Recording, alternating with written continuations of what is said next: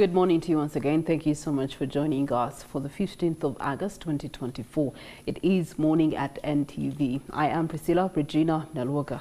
In our Kickstarter, we're going to focus on assessing the food and nutrition bill, promoting a food safety system for us here in Uganda. The backbone of it is that worldwide, as many as 3 billion people cannot afford a healthy diet. Most of the 3 meals that nutritionists talk about on a daily. Now, the imperative to transform our food system to ensure sustainable health diets for all has never been stronger. Subsequently, there has been a substantial increase in global high-level political commitment for nutrition in the last few years, and many countries are now putting in place the legal and the policies and the financial frameworks necessary to accelerate the scale-up of high-priority interventions to improve human nutrition. It's upon this background that Uganda is now crafting a food and nutrition bill to improve access to food and nutrition wealth. To digest this bill in proposal, we are joined by Agnes Chirabo, a food security advocate, to help us understand what are the details in the bill and why now, and is it going to be serving the purpose for which challenges we do have presently. So good morning to you. Good morning, Priscilla. How are you? I'm very fantastic. I didn't know that you're my climate. Well, ta-da! Let's start off with the controversies that were presented by a social media clip that went viral. Something that you said, and you still stand firm to. Until I don't know when. I still stand because it is just a matter of principle. It was quite very, very interesting. That's a conversation I had with the media sometime last year, and to be specific, on 7th of June 2023, which is the World Food Safety Day. I recall the place and the time when I had that interview, and it also happened that we're experiencing a food crisis in Karamoja, and government was trying its best to respond. So I had an interaction with the media, and they were asking me about the adequacy and efficacy of government response to what was happening in Karamoja. And I said, and I still have to say, and it is very important that the clip that went viral a year later plus was from NTV, and I'm glad that I'm coming back to NTV to reiterate what I said. And I still say hunger is not an emergency. Hunger occurs while everybody's in watch. And if the people or the party in decision making, whether at household or at the macro level, at government level, watch hunger, a hunger situation forming, and it eventually happens, and wish to treat it as an emergency, it is just a scam. We are just watching it happen, such that we can root from it. So, and I think I said it in Uganda, enjala tegwawo nga kyekango, kagabe mu maka. Amaka gagwa mu njala, eggwanga ligwa mu njala, nga buli muntu alina obuvunaanyizibwa alaba. Bwe yesulirayo gwa nagamba, I'm here to say, oba oteekateeka kuginyagiramu, kugikozesa ng'ekyekwaso ginyagiremu. Okay. In that regard, then, looking at the macro management of the food and nutrition situation in Uganda. Yes. Let's talk about what are the realities in 2024 before we get into the bill. It is quite unfortunate. If there is a country where hunger can be put to zero or even negative in the world, it is Uganda. We are a country of plenty in resources, in food diversity, in the will of people, the farmers, the women out there to make food available. So it is very possible to put hunger at zero or even negative, but it is quite very, very unfortunate that the physical hunger and the invisible hunger is stubbornly going and shooting up. The most recent data that we have, country data, indicates that about 34 million people in Uganda suffered food insecurity. And very unfortunate that over 10 million suffered severe food insecurity. I heard you in the preamble of the show saying the nutritionist recommend 3 meals. We said at least 3 meals a day. And at least in the course of the day, one would have consumed at least five food groups. 3 meals are for adults, so for yes, children it is even more than 3 meals. Meal frequency is very, very, very important for children, even as they grow from 6 months to around 5 years. So we are talking about 10 million people, and these people are not in Chitezi disaster. No. No, they are living a real life like the rest of us are living, but they suffer severe food insecurity. When we are talking about severe food insecurity, ladies and gentlemen, viewers out there, we are talking about the inability of even expecting that you'll have a meal today, and you never had one yesterday. So I talked about 34 million that suffered food insecurity. 34 million. And what was the most recent statistics? We are approaching 46. But 34 of them severe food insecurity, 10.4. I mean 10.4 severe food insecurity, 34 of them food insecurity. And that is about the visible hunger. Hunger is not only in Karamoja, as people purport it to be. Hunger is everywhere. Just to reflect on what happened during COVID. Hunger is just in your neighborhood. It is worse in the urban areas where urban poverty is very high. That's about physical hunger, the pangs of the stomach. But there is the invisible hunger, which is equally very dangerous. Malnutrition. The national average is 26%. But I'm here to tell viewers that there are even regions where stunting of our children under 5, like Karamoja, is instead increasing, shooting close to 50%. Coming all down to and when we are talking, when we are talking about this invisible hunger, stunting, for instance, stunting is not short for age just. Stunting, the worst bit of it, you could stay short, no problem. Short people, it's okay. But stunted in the mind, that you'll never live to your full potential. You never value or add value to your own life, but also to this country. And Priscilla, the worst thing is, again, the last country report that we received. You're not very good on data. The last report we had about the cost of hunger for this country actually indicated that 54% of all adults in Uganda suffered stunting while they are young. So if we are talking a population of Karamoja, for instance, shooting around close to 50% of children, that will never live to their full potential. I don't want us to celebrate the 26%, but we are talking about, this is recurrent. When they are looking at stunting, they are looking at children under 5. So whoever we are 2, they are above 5. Let's go to, so that's the burden and reality on ground for us. Let me talk also about overweight and obesity, which is also on the rise. People are getting obese and over. So the haves are getting obese. The have-nots are getting malnourished. So we are talking about a future of a parliament, a judiciary, an executive. Just to talk about any sector I would think about, where if you're not stunted, you're obese, and if I was not stunted, we are obese, and we are here talking to people morning at NTV.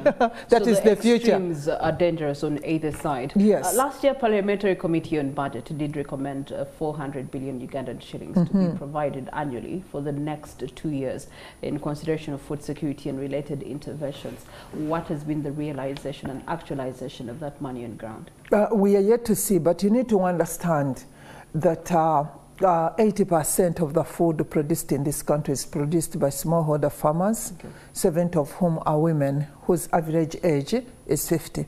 But the good thing is that we welcome every single effort at the macro level that is directed to food security. That indicates or demonstrates that the country increasingly is getting committed to dealing with food and nutrition as a development issue, as a governance issue. So we are yet to see how we are investing our 400 million, but I wish to congratulate Parliament. It is a step towards the right direction. Speaking of steps, let's talk about the details of the Food and Nutrition Bill having been drafted by the Parliamentary Alliance on Food and Nutrition Security. The things that you have mentioned, how directly are they being addressed in this bill? You see, for years, people still think that hunger and malnutrition, or the other side of food security and nutrition, are social issues. They just look at that piece of item on the plate that people can choose to eat and throw away. Countries globally since transited from that and started looking at food as a strategic issue, food as a security issue, food as an economic issue, food as a development issue, that we cannot leave to the vagaries of society to deal with it anyhow, the way they wish to do. It is a very serious issue. It's a health issue. It's an environmental issue. And therefore, food is a governance issue. So Priscilla, I wish to congratulate the Parliamentary Alliance to resurrect this conversation. This is not the first time that people of Uganda have yearned to have a legal instrument around food. It is dated way back in 2009. When we first got the food and nutrition policy in 2003, there were attempts to draft a bill that never saw itself step into Parliament. So I need to congratulate the Parliamentary Alliance that, you know, just like we wish to legislate and establish institutional frameworks, including structured financing mechanisms and mechanisms for accountability, planning, budgeting, reporting performance, predicting. Like I told you, hunger is not an emergency. Somebody must be able to predict, plan and respond and mitigate a hunger situation. We are not doing all of that. So that is the significance of having a legal instrument, because the legal instrument implements the policy direction that the country has put in place, government has put in place. So if government of Uganda gave a policy direction by the food and nutrition policy in 2003, come 2011, we developed the first nutrition action plan. It expired. We are about to conclude the implementation of the second nutrition action plan. But you can hardly hold anyone responsible if unsafe food is sold. We know the formalin in milk and meat. You remember the issues of meat and fish? We know the adulteration that is happening everywhere. Everybody is complaining. The issues of aflatoxins, we talk about them, we die over them. We cannot hold anyone accountable. You need an instrument. We need an instrument. Now, speaking of instruments, there's the Instrument on Food and Drugs Act. Isn't that strong enough to be addressing the ones that you've just mentioned? You know that it was amended and then we got the Drug Act. And when we got the Drug Act, we got the National Drug Authority. And everything became clinical. I'm telling you, it is quite very cheap. If we are going to lessen the burden on our health sector. I was watching this set before coming into studio, and you were talking about a story of how people should think of eating food instead of taking tablets as supplements. Mitigating hunger is much cheaper. So that one, you see the steps back that we took. The Constitution in State Objective 22 actually puts an obligation to this country to have national food reserves. They were privatized. No one whose neck can we go for. And that is why we want the legal instrument. We need the legal instrument, and we know who to hold accountable. Okay, this bill does implore legislators to prioritize the need to enforce what you're talking about, that all homes must have a food storage or granaries, depending on locality. This should be able to address the food chain, but also the wastage and shortage at the same time. My position on that is that as we are taking responsibility to the people, which is a good attempt, we need also to understand the food environment, or even the environment within food is placed.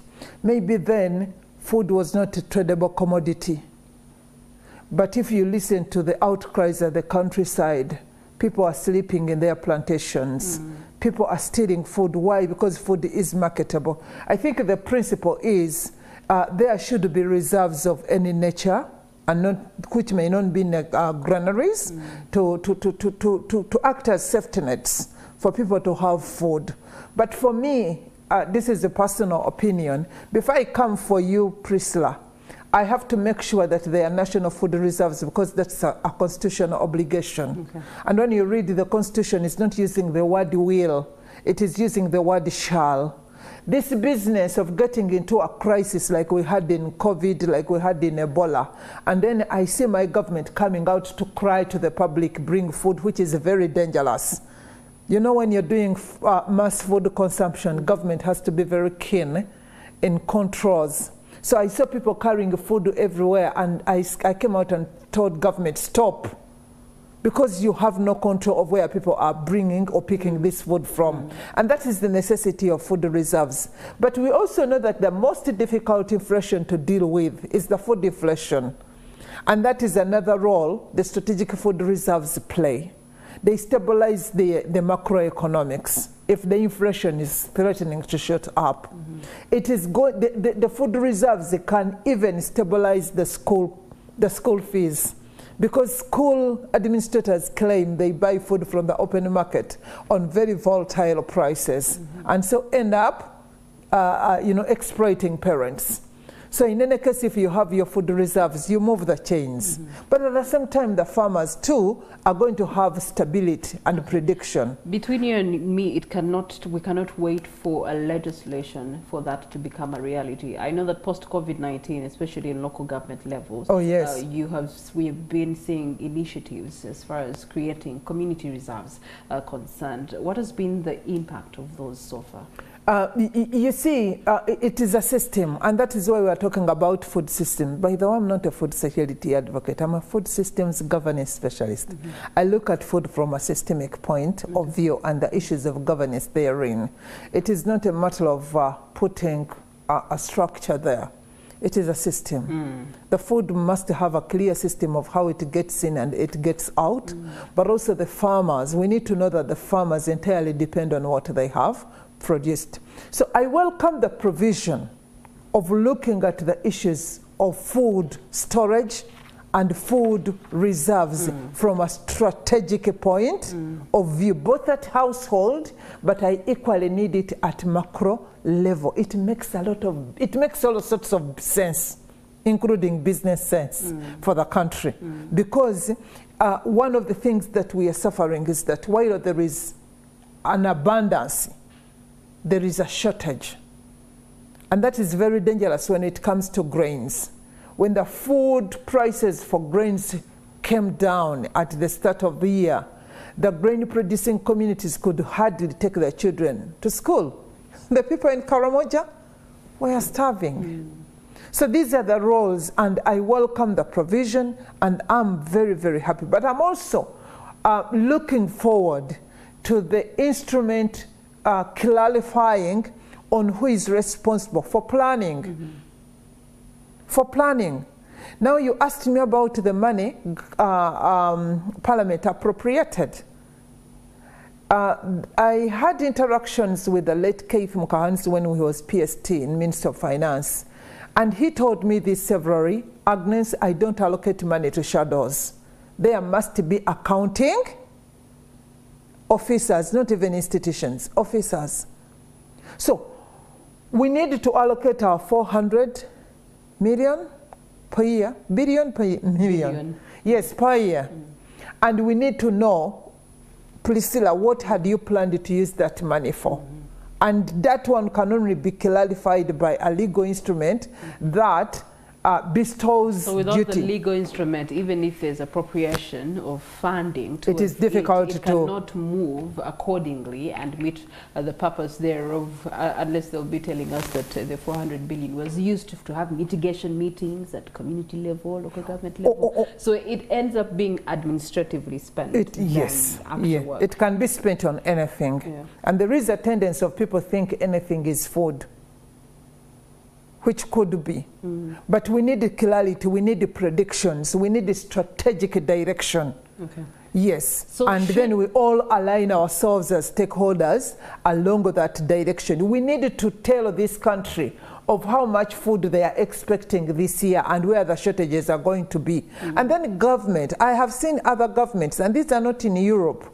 I have seen Kenya predicting that they're going to have a deficit in the grain supplies in the country, and they call out for importation of grains because they are very keen on what the people in Kenya are going to eat. So you cannot do that prediction when we have a ministry that is charged with everything. Let's talk about our neighbors, Kenya. They did have a policy on GMOs, which stood for years, and it definitely was beneficial to them. Talk to us about some of those benefits that they enjoyed while it was in place. I'm not very sure about them, because when we are talking about the food system, I have told you, look at our food system that we are discussing this morning of. No one is responsible when things go right, but also when things go wrong.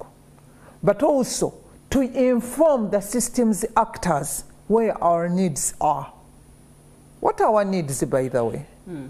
Before we jump in saying technology X, technology Y, technology doesn't come cheap. Technology is expensive. In all forms, in forms of human capital, in forms of enforcement, in forms of use and controls. But we are talking about a system that belongs to everybody and nobody is responsible. We need to understand, sometimes I don't want to dwell myself anymore in the conversations of GMOs, because not only in Uganda but also globally, consensus has failed to be built. It is a matter of defining what our problem is. In a country where nobody knows what our food problem is, in a country where nobody is holding a strategic direction of telling us we need to go this way or where, a country where we have not defined what the people of Uganda are going to eat in this financial year, and not even the next financial year, a country that doesn't know as of now what is being produced where. That's why I have listened to several government officials saying, oh, we got a deal of supplying goods to Saudi Arabia, we could not fill the cabin. We got a deal of supplying maize and to Egypt. Then we even opened a whole factory, a state-of-the-art abattoir, I think on Bombo Road, with the Egyptians, a PPP. I don't know whether we are slaughtering any animals there. Okay. You know, when we are still living in a food system like this that is still having no proper guidance, no leadership, let us not invite more problems. Speaking of food systems, as we conclude, climate change has also, affected this discussion. Definitely. The patterns are affecting the food systems. Definitely. How do we protect ourselves? The viewer out there needs to understand, when everybody talks about climate change, what comes to our mind very first is a drought. But climate change comes along with sometimes a lot of water, flooding, unpredicted seasons. One of the biggest challenges we are dealing with now is aflatoxins. Why? Because as farmers were expecting to harvest their grains and dry them, it started raining all over again, and we do not have drying systems. So most of the grains got contaminated with aflatoxins. So climate change brings a lot of pests and diseases, new and those that we had long forgotten about.